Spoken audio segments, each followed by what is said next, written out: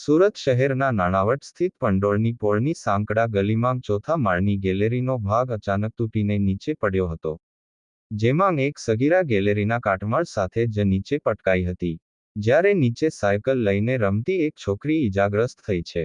આ ઘટનાની જાણ થતાં ફાયર વિભાગનો કાફલો ઘટના સ્થળે દોડી આવ્યો હતો. આ સમગ્ર ઘટના આંખમાં કેદ થઈ ગઈ છે. આ અંગે પ્રાપ્ત વિગતો મુજબ, નાણાવટ પંડોળની પોળ સ્થિત મોતીવાલા પરફ્યુમની ગલીમાં આવેલ 25 વર્ષ જૂના 4 માળના મકાનની ચોથા માળની ગેલેરીનો એક ભાગ અચાનક ધરાશાયી થઈ ગયો હતો. આ સમયે 16 વર્ષની સગીરા પર ગેલેરીની સાથે નીચે પટકાઈ હતી, જ્યારે નીચે સાયકલ રમતી એક બાળકી પર કાટમાળ પડતા તે ઈજાગ્રસ્ત થઈ હતી.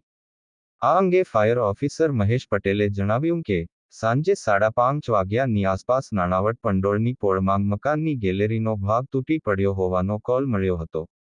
જે બાદ ફાયર વિભાગની ટીમ તાત્કાલિક અહીં દોડી આવી હતી.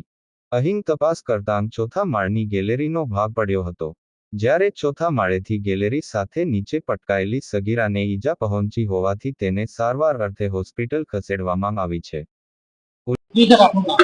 सब ऑफिसर महेश पटेल गाजी से फायर स्टेशन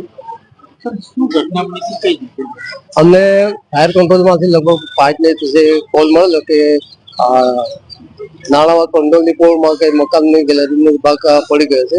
અમે તાત્કાલિક યુદ્ધના ધોરણે ઘટનાસ્થળે આવીને જોયું તો ચોથા માળની ગેલેરીનો ભાગ નીચે પડી ગયેલો હતો. હવે એમાં શું બન્યું તમને ખબર નથી, પણ લોકોના જાણવા લોકોના કહેવા પ્રમાણે કે છોકરી કે સાયકલ પર રમતી હતી એમને કઈ નોર્મલી પગમાં વાગેલું હતું. બીજું કઈ ચોથા માળથી કઈ એક છોકરી કઈ ઉપર દૂધની થેલી કઈ લટકાવી હતી, એ થેલી સાથે નીચે આવી ગયેલી એવું જાણવા મળે છે. એ અંદાજે લગભગ 70 વર્ષ હશે.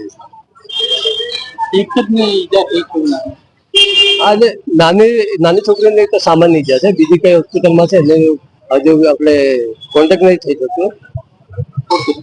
ઉલ્લેખનીય છે કે સુરત મહાનગરપાલિકાના સેન્ટ્રલ ઝોન વિસ્તારમાં એક તરફ આડેધડ ગેરકાયદેસર બાંધકામ થઈ રહ્યા છે, તો બીજી તરફ સેન્ટ્રલ ઝોનના અધિકારીઓ કદી ફિલ્ડ પર નીકળી આ અંગે થતી ફરિયાદો કે જર્જરિત મિલકત સંબંધિત ફરિયાદો કે સર્વે પર ધ્યાન આપતા નથી, જેથી આવી ઘટના સામે આવી છે. ઉલ્લેખનીય છે કે આ જ વિસ્તારમાં 2 દિવસ પહેલા મિરાંગ એપાર્ટમેન્ટમાં પણ જર્જર ભાગ તૂટ્યો હતો અને નીચે પડતા ભાગદોડ થઈ હતી.